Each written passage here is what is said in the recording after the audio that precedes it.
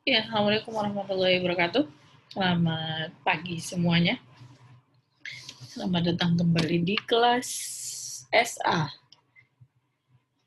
Oke, minggu kemarin kita sudah belajar jenis-jenis homomorfisma gitu ya. Ada monomorfisma, epimorfisma, ada isomorfisma. Nah, sekarang kita akan belajar teorema utama homomorfisma. Oke, sebelum ke teorema utama, ini ada teorema kanonik. Jadi misalkan kita punya N itu subgrup normal dari grup G, pemetaan gamma dari grup G ke grup faktor G per N di sini, yang didefinisikan sebagai X, jadi elemen di grup G, kita petakan ke kosetnya, NX. Nah, ini merupakan suatu homomorfisme dengan kernel N. Jadi di sini, kalau kita punya pemetaan dari grup G ke grup faktornya, dengan pemetaannya itu X dipetakan ke koset NX, maka si pemetaan ini, gamma ini, dia suatu homomorfisme dengan kernel N. Berarti di sini yang akan kita buktikan adalah tunjukkan bahwa si gamma ini homomorfisme. Kemudian yang kedua, tunjukkan kernelnya adalah si N, kernel dari si gamma ini.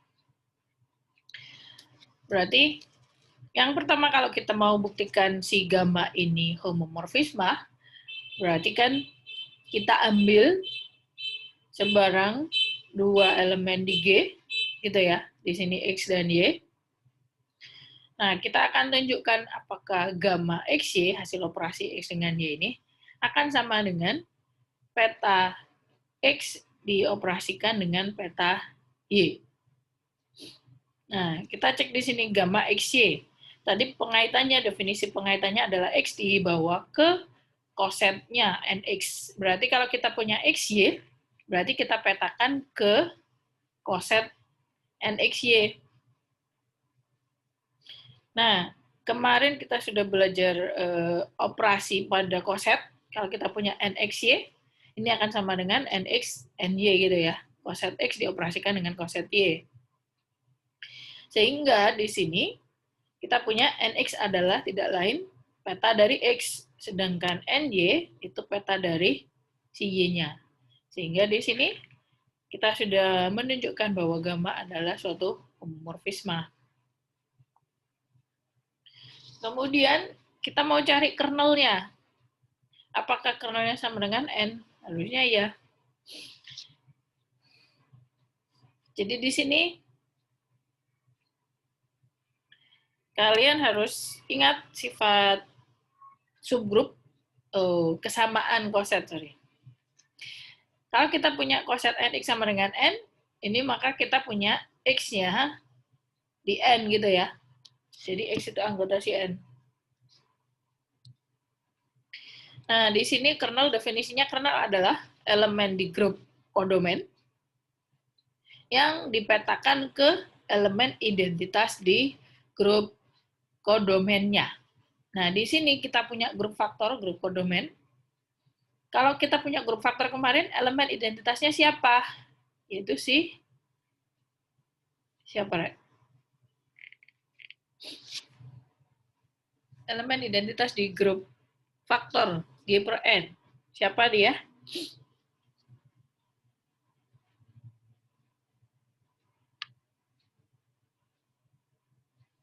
Halo, ada orang nggak di sini?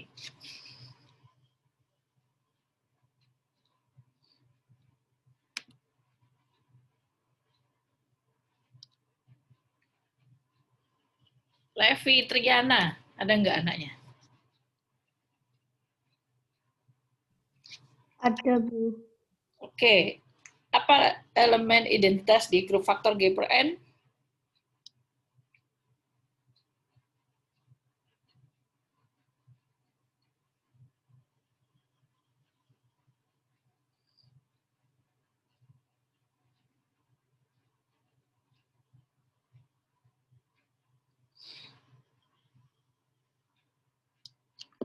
Yuk, mana ini? Kok ngilang?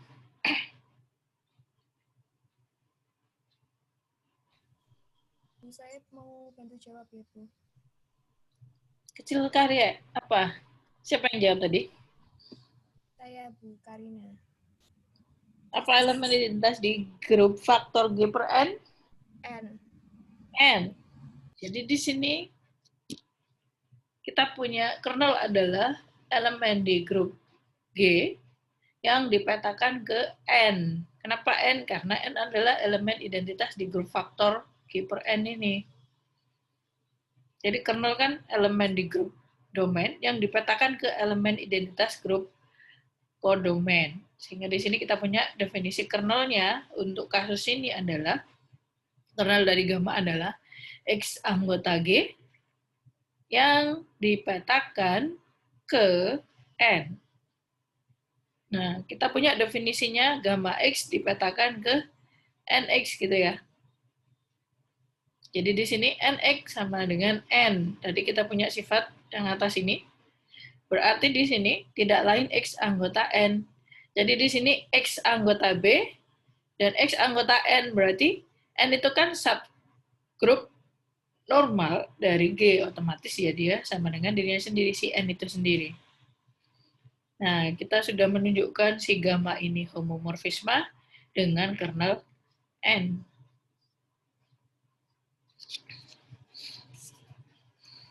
Nah, teorema ini, homomorfisme ini, kita sebut dia homomorfisme kanonik atau homomorfisme natural gitu ya.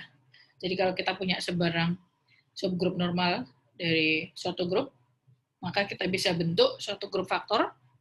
Nah, dari si grupnya kita buat pemetaan ke grup faktornya tadi. Dengan pengaitannya ini, maka kita punya suatu homomorfisme natural di sini.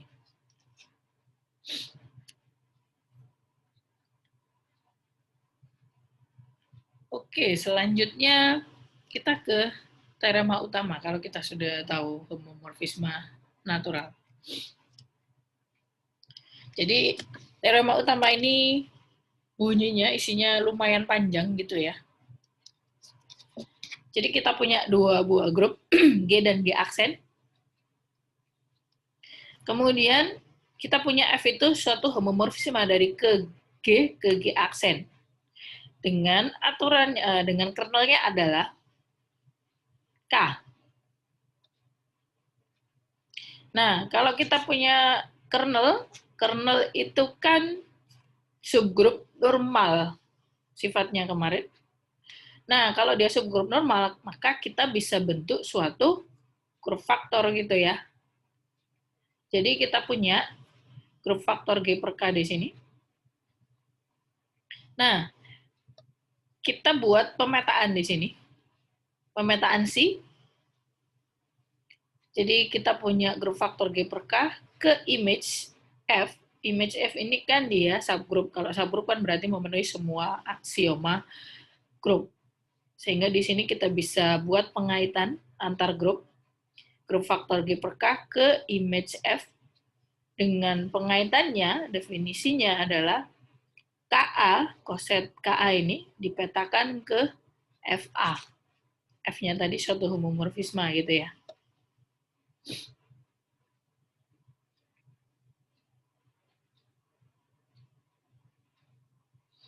Nah, ternyata si pemetaan ini, si pemetaan C ini,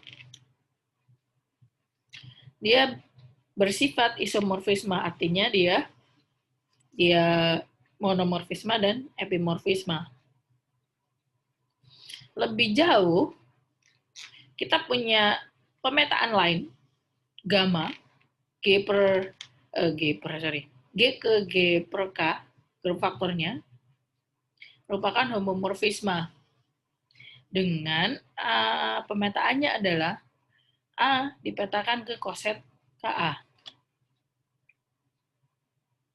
Maka FA di sini adalah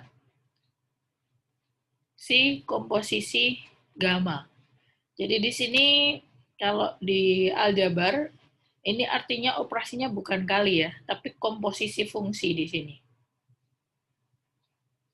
Jadi artinya kalau komposisi fungsi, yang kita operasikan dulu, yang mana? Yang gamanya dulu atau si-nya dulu? Gamma dulu gitu ya. Nah, berarti kalau kita mau membuktikan teorema ini, yang pertama adalah kita tunjukkan ini, si ini, pemetaan si ini dia merupakan isomorfisme. Jadi epimorfisme dan monomorfisme. Kemudian tunjukkan si hubungan F, C dan gamma ini dia komposisi gitu ya. Jadi komposisi dari C dan gamma adalah F. Kalau kita gambarkan dalam diagram, kita punya yang seperti ini. Jadi kita punya F itu G ke image F. Jadi di sini F itu sebenarnya dia restriksi. Jadi pembatasan gitu ya. Yang awalnya kan kita punya sebentar, saya mau cari-cari.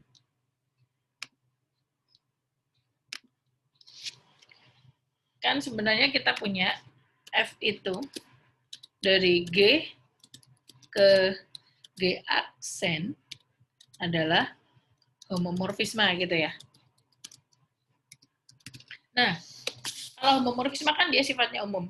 Tapi ketika kita restriksi, jadi restriksinya itu kita punya F itu G ke image F, maka dia bersifat apa di sini? Apakah dia monomorfisme atau epimorfisme?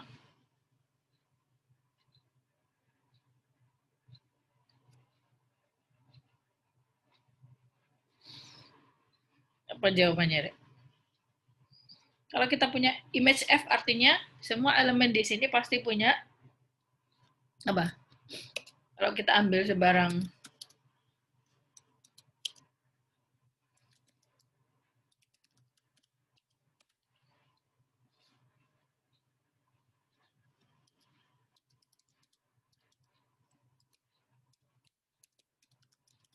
apa di sini? Kalau kita punya sebarang homomorfisnya dari G ke image F,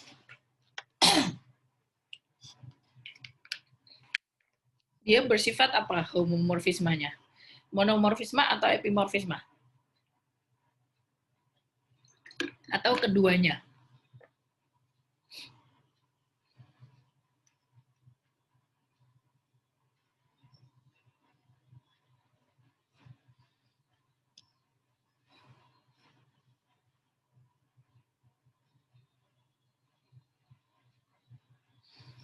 Dinda Mutiara, ada nggak Dinda Mutiara?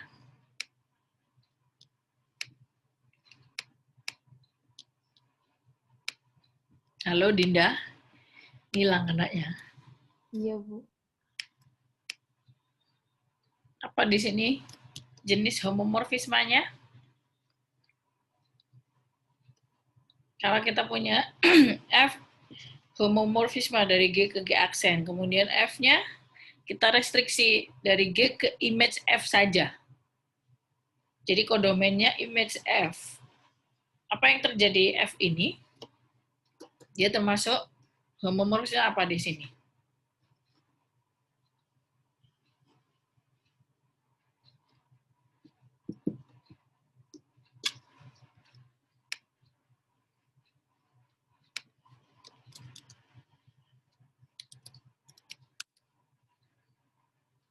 Definisinya image F, apa dulu coba? Image F adalah, kalau kita punya F-nya dari G ke G aksen.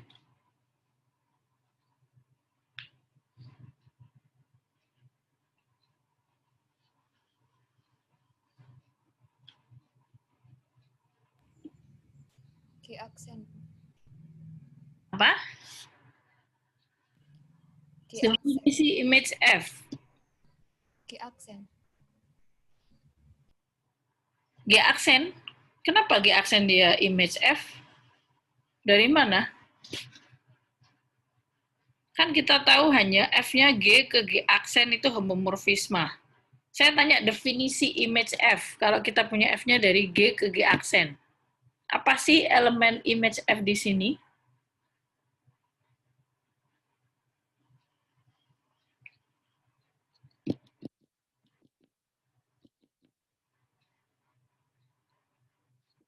Dibuka bukunya.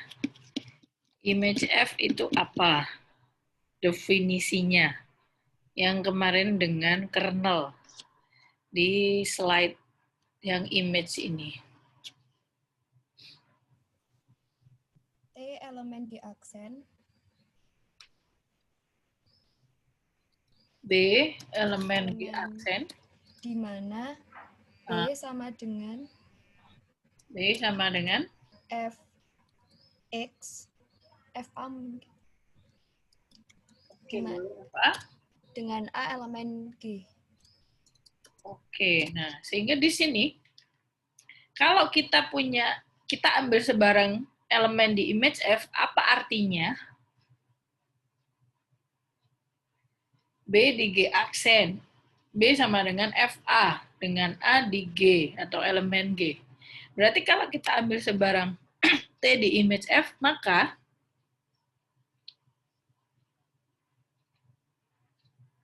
ada siapa di sana?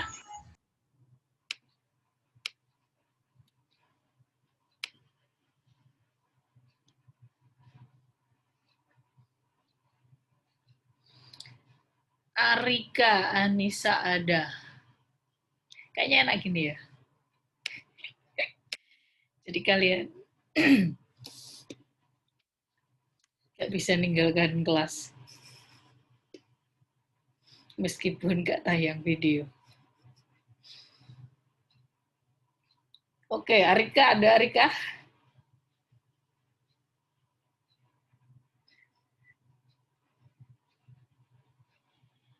Yuh, hilang anaknya. Iya, Bu. Apa di situ tadi sudah dijawab temanmu, image F adalah ini definisinya. Sehingga kalau kita ambil sebarang T di image F, maka apa yang kita punya?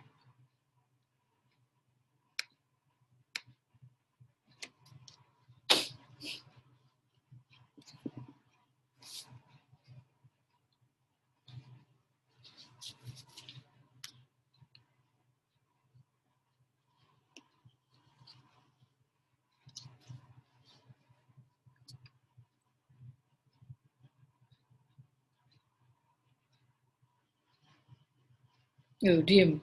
Apa?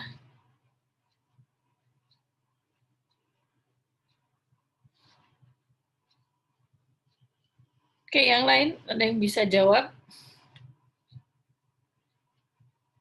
Kalau kita ambil sebarang elemen di image F, apa yang kita punya? Ada siapa di sana?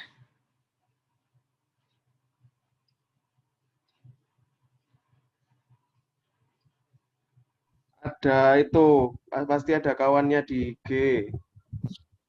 Berarti terdapat Berarti bersifat pada. terdapat S di G Iya nggak sih? Oh iya nih. yang bersifat T sama dengan F kecil S. F kecil. Yes. Yang berarti karena kita ambil sebarang elemen di sini, ada kawan di sini yang berarti F restriksi ini, jadi F dari G ke image F berarti bersifat apa? Epimorfisme. Epimorfisme. Nah.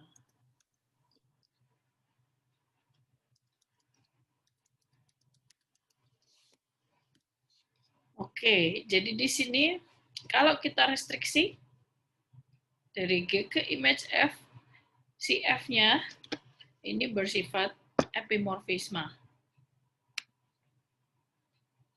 Jadi di sini kalau saya tuliskan, ini bersifat epimorfisme. Kemudian yang ini sisinya ini isomorfisme. Nah, yang dari G ke G per K ini cukup yang tadi homomorfisme kanonik aja. Saja. Homomorfisme natural tadi. Nah, jadi kalau kalian ingat-ingat teorema utama ini bisa dengan bantuan diagram ini. Jadi kita punya si F ini tidak lain komposisi dari gamma dengan si. Jadi gammanya dulu baru si gitu ya. Jadi F-nya di sini bersifat epimorfisme, gammanya cukup homomorfisme saja. Nah, kita dapatkan si ini isomorfisme. Kalau kalian mau mengingat-ingat.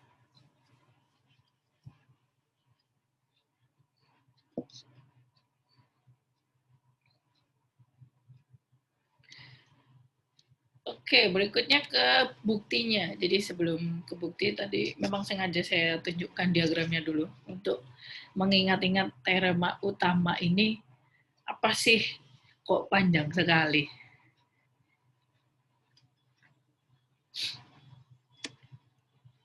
Oke, kita ke buktinya. Yang pertama otomatis tadi kan kita punya pengaitan ini, si dari grup faktor G per K ke image F. Tadi kan kita mau tunjukkan dia isomorfisme. Berarti kita tunjukkan dulu di sini, atau kita definisikan si ini. Dari grup faktor ke image dengan pengaitannya adalah koset KA dipetakan ke FA. Jadi jangan lupa kalau kita mengambil sebarang elemen di grup faktor berarti dia berbentuk koset gitu ya. Jadi hati-hati dalam pengambilan elemennya. Nah, setelah kita definisikan pengaitan ini, kita kan mau tunjukkan dia isomorfisme. Jadi G per K itu isomorf dengan image F. Sehingga yang perlu kita buktikan, apakah pengaitannya ini well defined? Harusnya iya. Kemudian kita tunjukkan dia homomorfisme. Kemudian kita tunjukkan homomorfisme bersifat monomorfisme dan epimorfisme. Nah, berarti kita sudah menunjukkan dia isomorf. Setelah itu kita tunjukkan yang si komposisi tadi F sama dengan si gamma.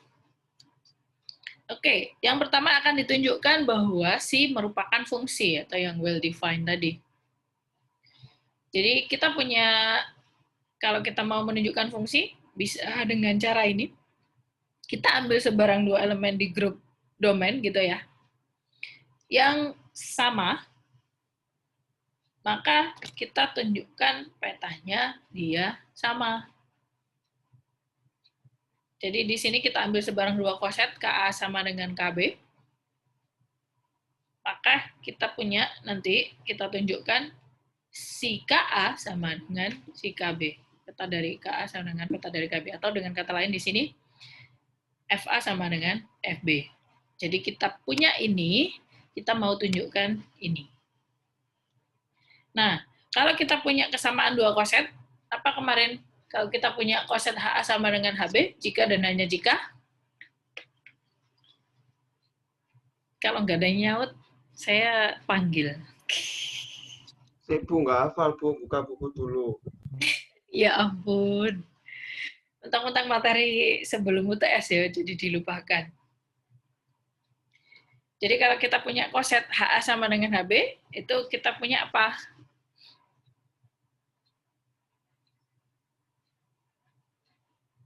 Teorema, aduh, saya lupa teoremanya. Maksudnya nomor berapa?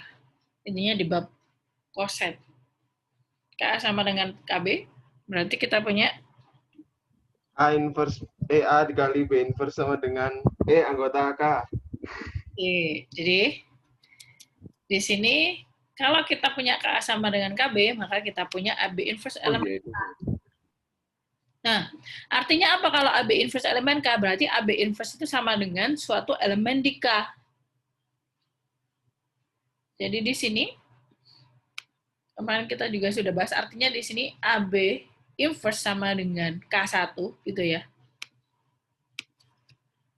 Nah, AB inverse sama dengan K1, ini B inverse-nya kita pindah ke ruas kanan. Jadi kita kalikan dengan B dari ruas kanan, dari sebelah kanan, kedua ruas kita kalikan dengan B, maka kita dapatkan A sama dengan K1B. Untuk suatu K1 di K. Nah, karena F itu suatu homomorfisme, maka ini kita punya kesamaan dua elemen gitu ya. Berarti kita punya FA sama dengan FK1B. Karena F homomorfisme berarti kita punya FK1 dioperasikan dengan FB. Karena K1 elemen K, di mana K itu kernel, tadi kita punya kernel, apa artinya peta dari K1 sama dengan apa? Kalau kita ambil sebarang elemen di kernel, maka petanya adalah Identitas di grup kodomen gitu ya. Jadi identitas di G aksen di sini. Jadi FK1 sama dengan E aksen. Sehingga di sini kalau kita punya tadi FA sama dengan FK1 FB, berarti kan K1-nya sama dengan identitas E aksen. Ini semua kan elemen di G aksen. Nah, kalau kita punya elemen di G aksen dikalikan identitasnya, berarti kembali ke dirinya sendiri. Jadi kita punya FA sama dengan FB.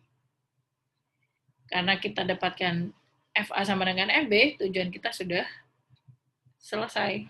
Kita sudah dapatkan itu. Jadi, C merupakan fungsi. Atau dia well defined gitu ya. Berikutnya, kita sudah menunjukkan dia well defined pengaitannya. Berarti kita tunjukkan dia homomorfisme selanjutnya. Nah, kalau dia homomorfisme berarti kita ambil sebarang dua elemen di grup faktor ini.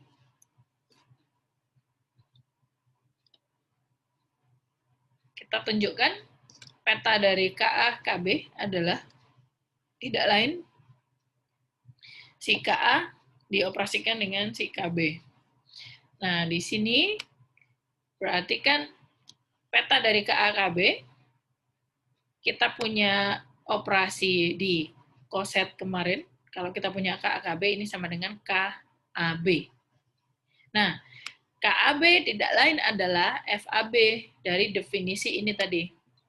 KA dipetakan ke FA. Berarti kalau kita punya koset KAB, berarti dipetakan ke AB.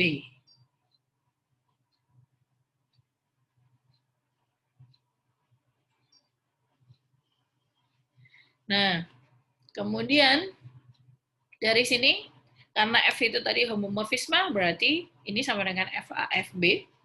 FAFB tidak lain, yaitu peta dari koset A, dioperasikan dengan peta koset KB.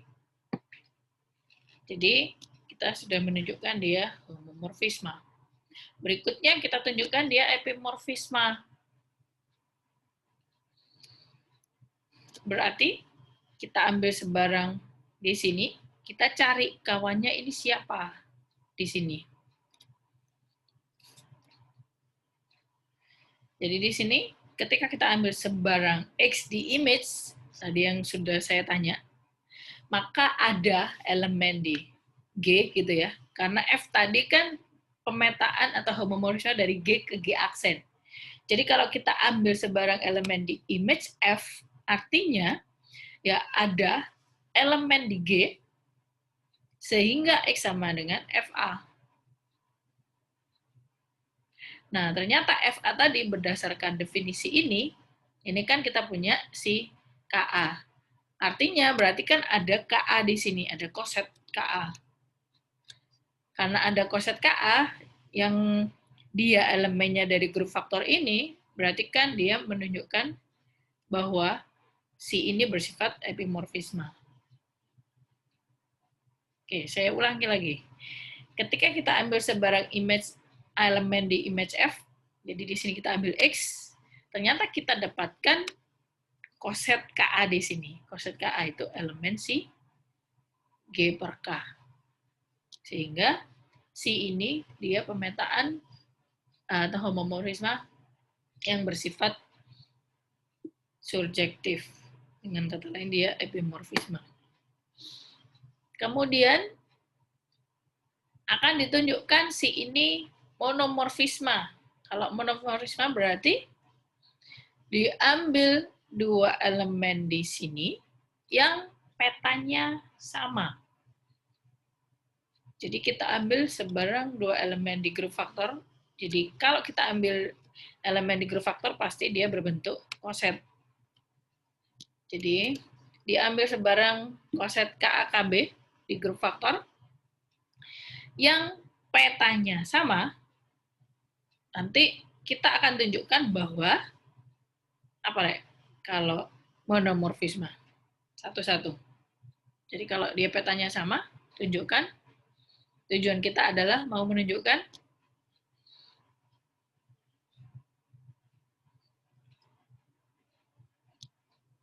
halo, minta dipanggil ya hari ini.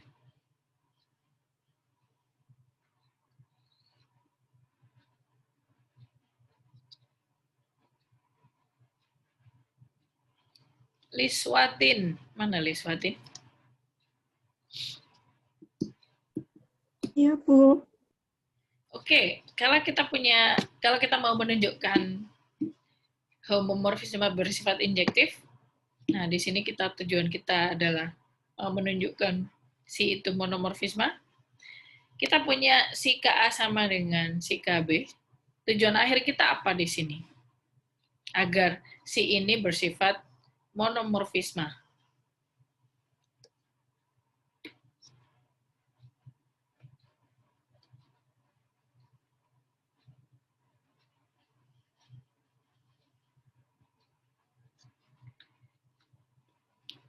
Halo?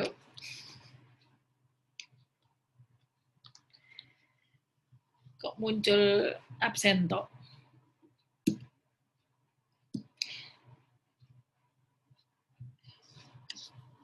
KA sama dengan KB.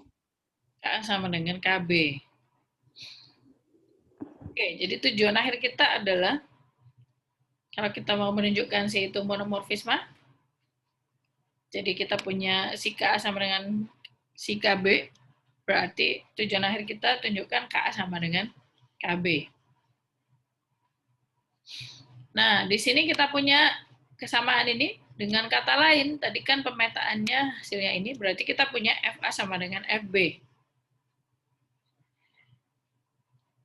Nah, kemudian di sini kita punya kesamaan ini, kita kalikan kedua ruas dengan FB inverse. Sehingga didapatkan sebelah kiri kita punya FA, FB inverse, itu yang sebelah kanan, otomatis hasilnya sama dengan E aksen, elemen identitas, karena dikali dengan inverse-nya. Karena F itu homomorfisme, berarti kita punya FA, FB inverse sama dengan FA, B inverse.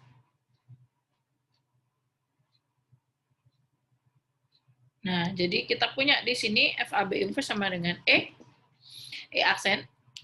Nah, kalau si peta dari AB inverse ini identitas di grup kodomen, maka kita dapatkan AB inverse ini elemen kernel, yaitu si K tadi. Nah, apa artinya kalau kita punya AB inverse elemen K? Tadi kita punya yang temanmu jawab, sifat koset tadi, KA sama dengan KB jika dan hanya jika AB inverse elemen K. Jadi kalau kita punya, karena tadi dua arah sifatnya, jika dan hanya jika, berarti kan di sini kalau kita punya AB inverse elemen K, ya kita dapatkan KA sama dengan KB. Jadi kita sudah menunjukkan dia monomorfisme. Karena memenuhi semua sifat ini, jadi kita sudah menunjukkan si itu suatu isomorfisme. Jadi grup faktor G per K ini isomorf dengan image F. Jadi isomorfnya dengan image ya, bukan G, aksen. Jadi hati-hati.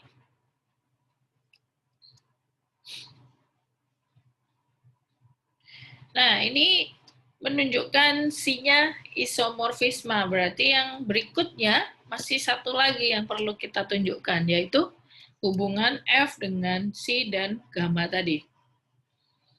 Jadi, berdasarkan diagram tadi, kita punya F itu komposisi dari Si dan gamma.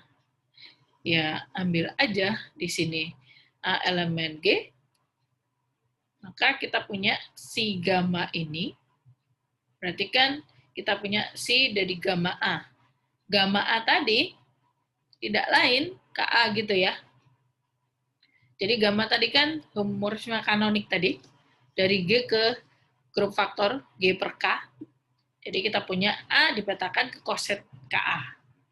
Nah, dari sini definisi si Si-nya, kita punya Ka dipetakan ke Fa. Nah, ini berarti F itu adalah komposisi dari Si dan gamma.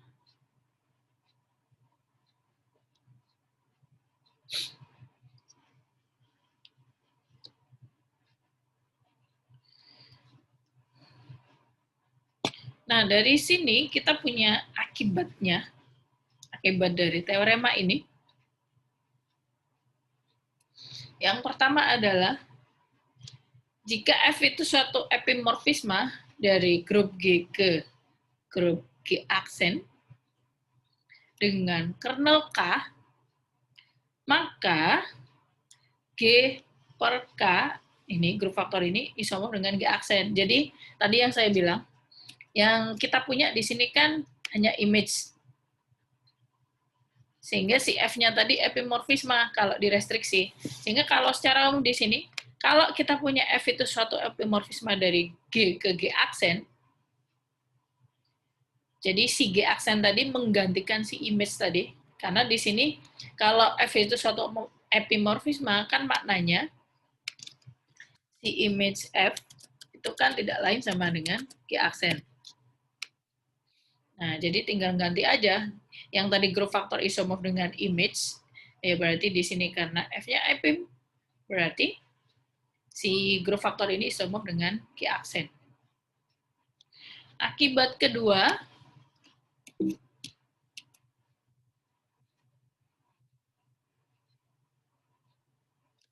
kalau F-nya dia monomorfisme dari grup G ke grup G aksen dengan kernel K, maka G itu isomorf dengan image F. Nah, ini akibatnya dari, kalau kita tadi punya G per K isomorf dengan image F, kalau monomorfisme, kernelnya apa? Kalau kita punya F itu suatu monomorfisme, maka kernelnya apa kemarin?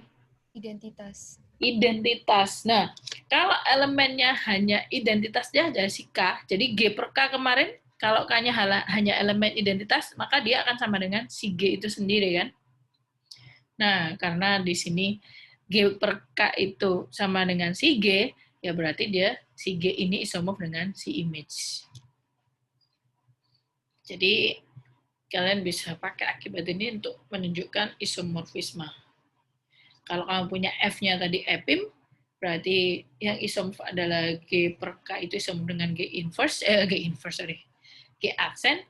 Tapi kalau F-nya monomorfisme, maka yang isomorf adalah G dengan image-nya. Jadi hati-hati, jangan sampai terbalik. Oke, sebagai contoh, misalkan kita punya G itu grup, H itu subgrup dari G, dan K subgrup normal dari G. Kita diminta untuk menunjukkan bahwa grup faktor ini, HK per K, isomorf dengan H per H iris K. Jadi di sini semua bentuknya adalah koset gitu ya.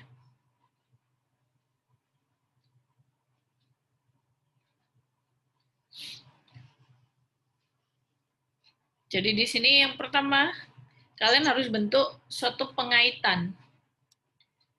Bisa dari grup yang sebelah kiri ke kanan, atau sebaliknya. Dipilih saja mana yang mudah menurut kalian. Nah, di sini saya kasih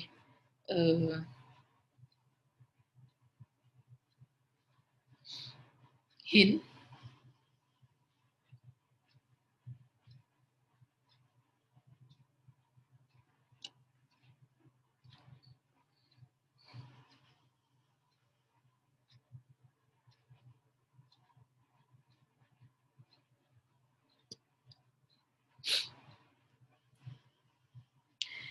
Jadi kalau kita mau menunjukkan isomorfisme dua subgrup ini, berarti langkahnya adalah kita definisikan, ini salah satunya ya.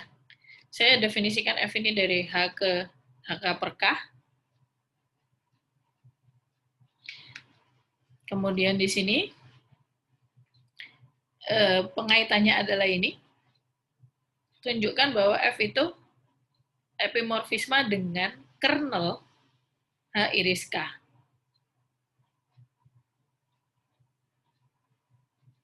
Jadi kalau ini saya pakai yang nomor 1.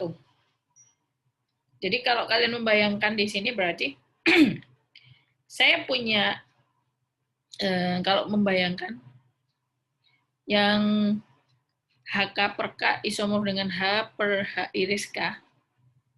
Jadi di sini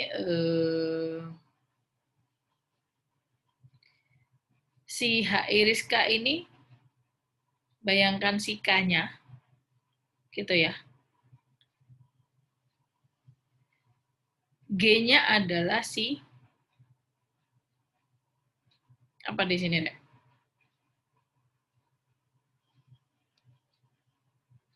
Ada yang bisa menjawab?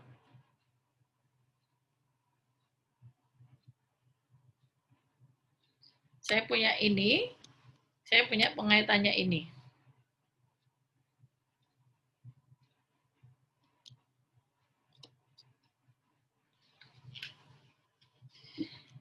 Kalau kalian diminta menyamakan di sini, pakai nomor 1, si G-nya siapa, si G aksennya siapa di sini. HK ya, Bu? Apa? HK. G sama dengan, kita cek dulu, HK. G aksennya siapa? K. Apa? K. G aksennya K. H iris K.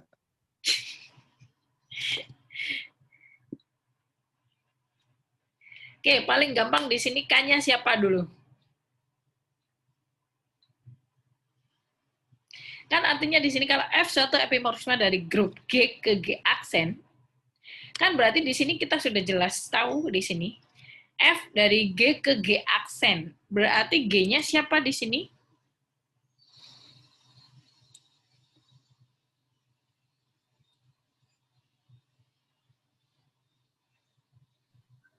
HK per K. Apa? G-nya siapa? Saya ulangi lagi. G-nya H. G-nya G H. aksennya HK per K. Oke.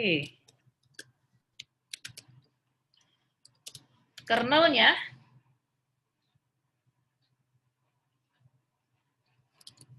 Kernelnya H iris K. H iris K. Ya sudah dibilang di sini kan. Jadi di sini kita punya apa namanya?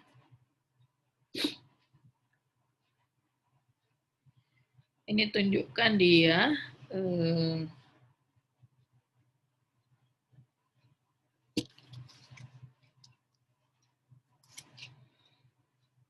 tunjukkan dia F-nya epimorfisme. Jadi cukup epimorfisme saja. Tapi di sini tunjukkan dia si F-nya well defined dulu, gitu ya. Well defined, kemudian homomorfisme, baru epimorfisme. Kemudian tunjukkan dia kernel. Jadi di sini cara mengerjakannya yang pertama dari definisi ini. Yang pertama tunjukkan F fungsi. Yang kedua F homomorfisme grup. Yang ketiga F epim. Yang keempat kernel F-nya adalah H iris K. Jadi itu step-stepnya yang harus kalian kerjakan.